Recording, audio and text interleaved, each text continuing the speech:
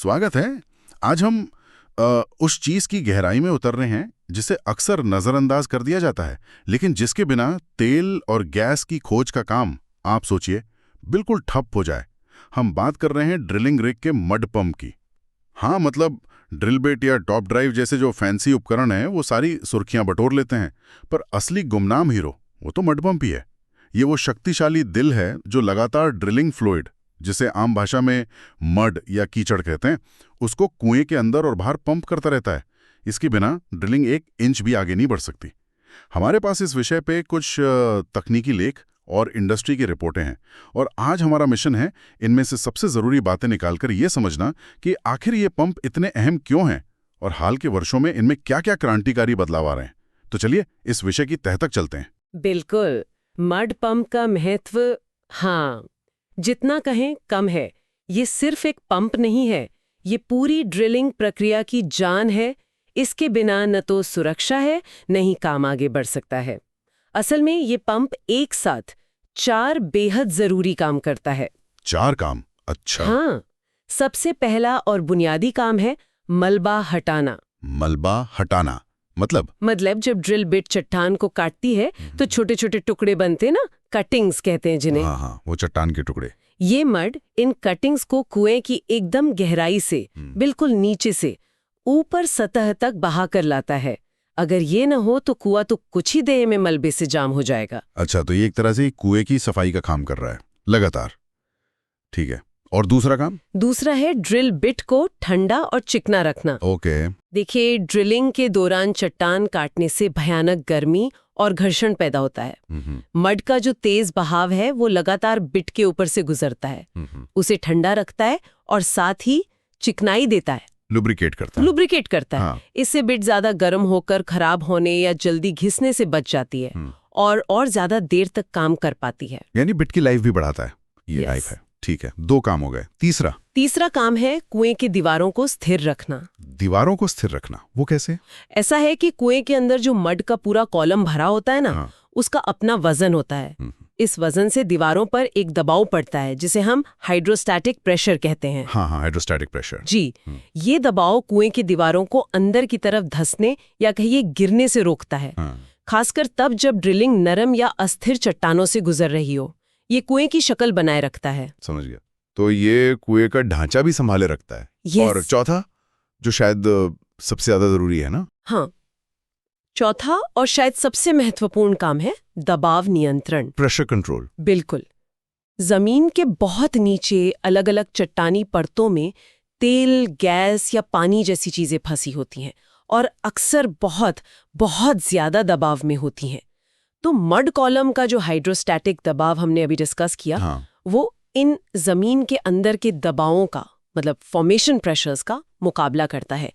ये एक तरह से समझिए ढक्कन का काम करता है और इन तेल गैस को अनियंत्रित रूप से कुएं में घुसने से रोकता है। अगर ये नियंत्रण न हो तो किक लग सकती है, मतलब फॉर्मेशन फ्लूइड कुएं में घुस सकता है और सबसे बुरी हालत में ये एक खतरनाक ब्लोआउट में बदल सकता है। ब्लोआउट? हाँ, जिसमें तेल गैस बेकाबू होकर सतह पर आ जाते हैं, जिससे आग लगने और जान माल का भारी नुकसान हो सकता है। अरे बाप रे, मतलब ये पंप सिर्फ मिट्टी नहीं घुमा रहा, ये तो सुरक्षा की पहली दीवार है। कचरा निकालना, बिट को ठंडा रखना, कुएं को गिरने से बचाना और सबसे खतरनाक ब्लोआउट को रोकना। ये तो वाकई मल्टीटास्किंग का किंग है। अच्छा, अब जरा ये बताइए, ये मशीन अंदर से दिखती कैसी है? मतलब ये काम करती कैसे है? इसका मैकेनिज्म क्या है? हाँ, बनावट के हिसाब से देखें तो इसके 2 मुख्य हिस्से होते हैं।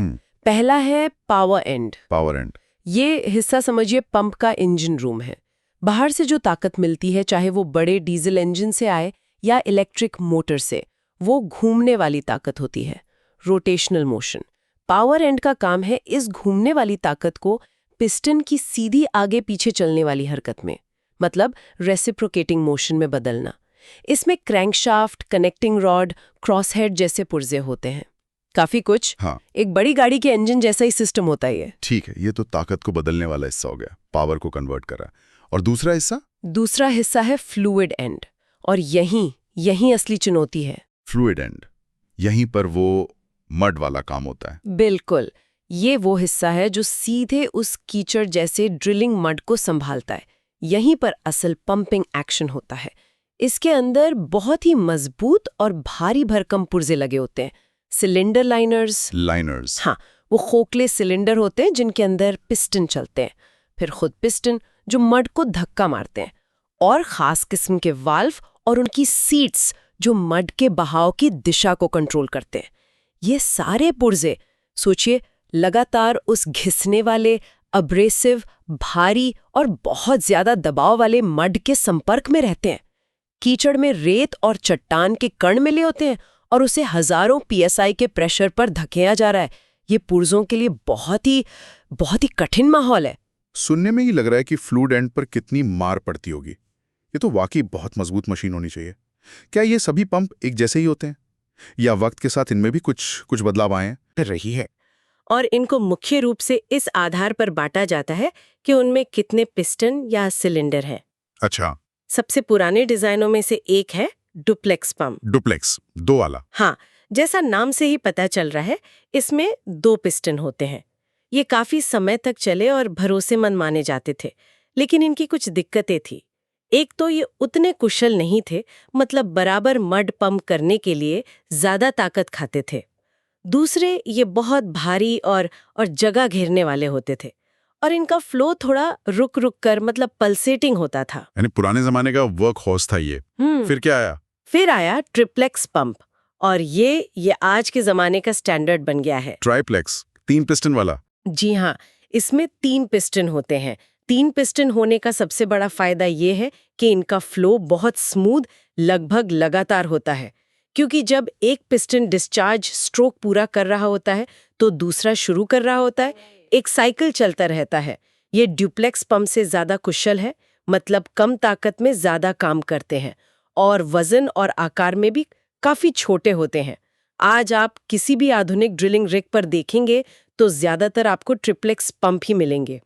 तो ये 3 पिस्टन वाला डिजाइन ज्यादा बेहतर साबित हुआ है। मतलब इस स्मूथ फ्लो का क्या कोई और फायदा भी है? जैसे क्या इससे बाकी उपकरणों पर कमजोर पड़ता है या ड्रिलिंग की क्वालिटी बेहतर होती है? हाँ, बिल्कुल। स्मूथ फ्लो का मतलब है कि पूरे सिस्टम में प्रेशर में उतार चढ़ाव कम होता है, पल्सेशन कम होता है। इससे पाइपलाइन, होजेस और बाकी उपकरणों पर कम झटका लगता है, तो उनकी उम्र बढ़ती है। साथ ही ड्रिल बिट तक लगातार एक जैसा प्रेशर पहुंचने से ड्रिलिंग भी ज्यादा स्थिर और प्रभावी होती है, ज्यादा एफिशिएंट। अच्छा। और हाँ, कभी-कभी बहुत ही ज्यादा वॉल्यूम वाले कामों के लिए क्विंटुप्लेक्स पंप भी इस्तेमाल होते हैं। 5 पिस्टन वाले? हाँ, जिनमें 5 पिस्टन होते हैं। ये उतने आम नहीं है, लेकिन जहाँ बहुत तेजी से ज्यादा मड पंप करने की जरूरत हो, वहाँ इनका इस्तेमाल हो सकता है। तो ट्रिप्लेक्स पंप आज के हीरो हैं। जैसा कि हमारे स्रोत बताते हैं, ये मशीनें वाकई दमदार होती हैं। अक्सर 2200 हॉर्स पावर तक की ताकत और गहरे, ज्यादा दबाव और ज्यादा तापमान वाले, वो जो HPHT कुएं होते हैं। हाँ, हाई प्रेशर, हाई टेम्परेचर। उनके लिए ये नियमित रूप से 7500 PSI से ज्यादा प्रेशर पैदा कर सकती हैं। जरा अंदाजा लगाइए, 7500 PSI। ये हमारे घर के पानी के नल के प्रेशर से लगभग 100 गुना ज्यादा है। इस जबरदस्त प्रेशर को लगातार बनाए रखना, ये तो कमाल की इंजीनियरिंग है। बिल्कुल, इतनी क्षमता जरूरी है क्योंकि इंडस्ट्री लगातार गहरे और मुश्किल तेल गैस भंडारों की तरफ बढ़ रही है, जहां दबाव और तापमान बहुत ज्यादा होते हैं। लेकिन जैसा आपने पहले इशारा किया था, इतनी ताकत अपने साथ एक बड़ी चुनौती भी लाती है, और वो चुनौती है फ्लूइड एंड के उन पुर्जों का घिसना, वो लाइनर, पिस्टन, वाल्व सीट्स जो सीधे मड के संपर्क में आते हैं। हाँ, वो वियर एंड टियर वाली बात। जी, कल्पना कीजिए, वो अपघर्षक ड्रिलिंग मड जिसमें चट्टान के नुकीले कण मिले हैं, हजारों PSI के दबाव में लगातार इन पुर्जों से टकरा रहा है, इनके ऊपर से गुजर रहा है। साथ ही प्रेशर का लगातार कम ज्यादा होना, वो जो प्रेशर साइक्लिंग होती है, वो भी इन पुर्जों पर मेटल फिटीग जैसा असर डालता है। नतीजा, ये पुर्जे घिसते हैं, कटते हैं, और इन्हें नियमित तौर पर बदलना पड़ता है। और हर बार जब पंप रख रखाव के लिए बंद होता है तो ड्रिलिंग रुक जाती है, जिसमें काफी समय और पैसा बर्बाद होता है। समझ गया। तो ये पंप इतने शक्तिशाली तो बन गए, लेकिन इनकी सबसे बड़ी कमजोरी या कहें चुनौती वो घिसाव है, खासकर फ्लूइड एंड में। और यहीं पर मुझे लगता है कि स्रोतों में जो नई और दिलचस्प बातें बताई गई हैं वो सामने आती हैं। अब लड़ाई सिर्फ ज्यादा हॉर्स पावर बनाने की नहीं रही, है ना? आपने बिल्कुल सही पकड़ा। मड पंप टेक्नोलॉजी में अब असली इनोवेशन सिर्फ मशीन को और बड़ा या और ताकतवर बनाने में नहीं हो रहा। फोकस दो मुख्य दिशाओं में चला गया है। पहला, बेहतर सामग्री विज्ञान मतलब मटेरियल साइंस, मटेरियल्स। और दूसरा, डिजिटल इंटेलिजेंस और भविष्यवाणी, जिसे प्रिडिक्टिव इंटेलिजेंस कह सकते हैं। अच्छा। पहले मटेरियल साइंस की बात करते हैं। जैसे जैसे हम ज्यादा गहरे और गर्म कुओं में जा रहे हैं, वो HPHT एनवायरनमेंट में पारंपरिक स्टील वगैरह उतने कारगर नहीं रह गए हैं। इसलिए अब बहुत खास किस्म की सामग्रियां इस्तेमाल हो रही हैं। पंप के मुख्य ढांचे के लिए ज्यादा मजबूत स्टील एलॉयज, लाइनर्स जो सबसे ज्यादा घिसते हैं, उनके लिए अब एडवांस सिरेमिक मटेरियल आ गए हैं। ये सिरेमिक्स ये घिसाव और गर्मी को झेलने में कमाल के होते हैं। सिरेमिक लाइनर्स, वाह। हाँ, इसी तरह वॉल्व, स्टन और सीड्स के लिए नए तरह के टिकाऊ कंपोजिट मटेरियल विकसित किए जा रहे हैं। इन सब का मकसद एक ही है, पुर्जों की उम्र बढ़ाना, फेल होने की दर कम करना और दो खराबी के बीच का औसत समय, वो MTBF, mean time between failures, उसे बढ़ाना। तो मतलब एक तरफ तो कोशिश ये है कि पुर्जे खुद ही इतने मजबूत और टिकाऊ बन जाएं कि वो उस मुश्किल माहौल को ज्यादा देर तक झेल सकें। ये तो समझ आता है। लेकिन स्रोतों में जिस चीज पर ज्यादा जोर दिया गया है वो है डिजिटल क्रांति। ऐसा लगता है कि हम पुराने तरीके यानी एक तय समय के बाद पुर्जे बदल देने, टाइम बेस्ड मेंटेनेंस से हटकर अब कंडीशन मॉनिटरिंग और प्रिडिक्टिव मेंटेनेंस PDM की तरफ बढ़ रहे हैं। ये क्या चीज़ है? हाँ, ये वाकई एक बड़ा शिफ्ट है। प्रिडिक्टिव मेंटेनेंस का मतलब है अंदाजा लगाना कि कोई पुर्जा कब फेल हो सकता है और फिर उसके फेल होने से ठीक पहले उसे बदल देना या ठीक कर लेना। अच्छा, भविष्यवाणी करना। बिल्कुल। और ये अंदाजा हवा में नहीं लगाया जाता, बल्कि पंप की असली हालत पर लगातार नजर रखकर किया जाता है। इसके लिए पंपों पर अब बहुत सारे परिष्कृत सेंसर्स लगाए जा रहे हैं। सेंसर? कैसे सेंसर?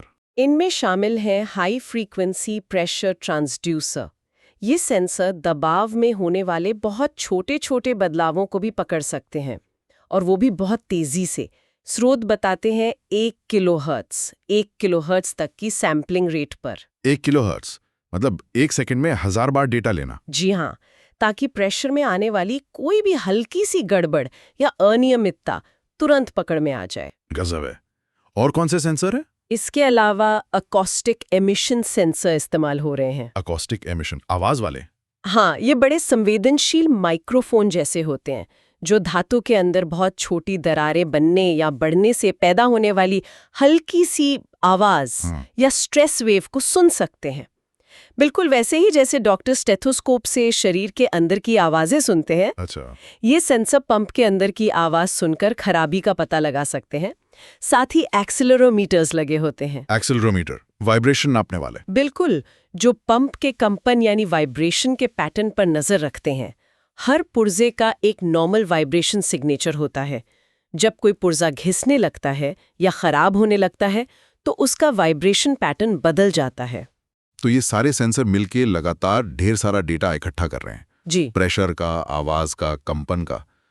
फिर इस कच्चे डेटा का, इस रॉ डेटा का क्या होता है? इसे कोई इंसान बैठकर देखता है? नहीं, इतना सारा डेटा इंसान के लिए लगातार देखना और समझना मुश्किल है, बहुत मुश्किल। यहीं पर मशीन लर्निंग ML काम आती है। Machine learning? ये सारा डेटा ML मॉडल्स को फीड किया जाता है। स्रोत में खास तौर पर आइसोलेशन फॉरेस्ट जैसे एल्गोरिदम का जिक्र है, जो अनसुपरवाइज्ड एनोमली डिटेक्शन के लिए इस्तेमाल होते हैं। अनसुपरवाइज्ड एनोमली डिटेक्शन मतलब? अनसुपरवाइज्ड का मतलब है कि हमें मॉडल को पहले से ये बताने की जरूरत नहीं कि किस तरह की खराबी ढूंढनी है। ये मॉडल खुद ही सीखते हैं कि पंप का सामान्य व्यवहार कैसा होता है, और जैसे ही डेटा में कुछ भी असामान्य, कुछ भी हटकर कोई एनोमली दिखती है जो सामान्य पैटर्न से मेल नहीं खाती, ये सिस्टम फौरन पहचान लेता है और अलर्ट भेज देता है। अच्छा, तो ये सिस्टम खुद ब खुद पैटर्न पहचान कर गड़बड़ी का सिग्नल दे देते हैं। इसका लक्ष्य क्या है? मतलब क्या फायदा इससे? लक्ष्य है किसी भी पुर्जे के पूरी तरह फेल होने से पहले ही उसके खराब होने के शुरुआती लक्षणों को पकड़ लेना, अर्ली डिटेक्शन। कभी कभी ये लक्षण इतने हल्के होते हैं कि इंसान उन्हें पकड़ नहीं पाता, लेकिन मशीन लर्निंग मॉडल उन्हें पहचान सकते हैं। हो सकता है प्रेशर सिग्नल में बहुत मामूली सी अस्थिरता आ रही हो, या किसी घिसे हुए पिस्टन या वॉल्व सीट का वाइब्रेशन सिग्नेचर थोड़ा बदल गया हो। सिस्टम इन शुरुआती संकेतों को पकड़कर घंटों या शायद दिनों पहले ही चेतावनी दे सकता है कि फलाना पुर्जा खराब होने वाला है। इसके फायदे तो जबरदस्त लग रहे हैं। स्रोत बताते हैं कि इससे अचानक होने वाले ब्रेकडाउन के कारण जो नॉन प्रोडक्टिव टाइम होता है, एनपीटी, यानी जब रिग खड़ी रहती है और कोई काम नहीं होता, उसे लगभग खत्म किया जा सकता है। हाँ, एनपीटी बहुत महंगा पड़ता है। और अनुमान है कि इससे रखरखाव की लागत में 30% तक की बचत और डाउन टाइम में 45% तक की कमी आ सकती है। ये तो ड्रिलिंग ऑपरेशन की पूरी इकोनॉमिक्स बदल सकता है। बिल्कुल। एनपीटी यानी काम रुकने का समय तेल और गैस इंडस्ट्री की सबसे बड़ी लागतों में से एक है। हर घंटा जब रिग खड़ी रहती है, लाखों का नुकसान होता है। तो इसे कम करना हमेशा से प्राथमिकता रही है। प्रिडिक्टिव मेंटेनेंस इसमें बहुत बड़ा योगदान दे रहा है। तो ये सिर्फ पैसे बचाने की बात नहीं, ये पूरे ऑपरेशन को ज्यादा भरोसेमंद, ज्यादा अनुमानित, प्रिडिक्टेबल बना रहा है। कम आश्चर्य, ज्यादा नियंत्रण। सही बात है। लेकिन बात सिर्फ चीजों को टूटने से बचाने तक ही सीमित नहीं है। ये ऑप्टिमाइजेशन यानी काम को और बेहतर बनाने के बारे में भी है। ऑप्टिमाइजेशन, वो कैसे? इन सेंसरों से जो इतना सटीक डेटा मिल रहा है, उसका इस्तेमाल इंजीनियर अब ये पता लगाने के लिए कर रहे हैं कि पंप के हर एक स्ट्रोक में ठीक ठीक कितनी एनर्जी खर्च हो रही है। हर स्ट्रोक की एनर्जी? हाँ, स्रोत में इसके लिए एक मीट्रिक का जिक्र है, इंटीग्रेटेड पीएसआई माइल्स। ये मूल रूप से पंप द्वारा किए गए काम और उसमें लगी ऊर्जा का एक माप है। इस जानकारी के आधार पर ऑपरेटर्स ड्रिलिंग के पैरामीटर्स को फाइन ट्यून कर सकते हैं ताकि पंप सबसे ज्यादा एफिशिएंसी पे चले, यानी कम से कम ऊर्जा खर्च करके ज्यादा से ज्यादा मड पंप करे। अच्छा। इससे न सिर्फ लागत कम होती है, बल्कि ऊर्जा की खपत कम होने से कार्बन फुटप्रिंट भी घटता है। वाह!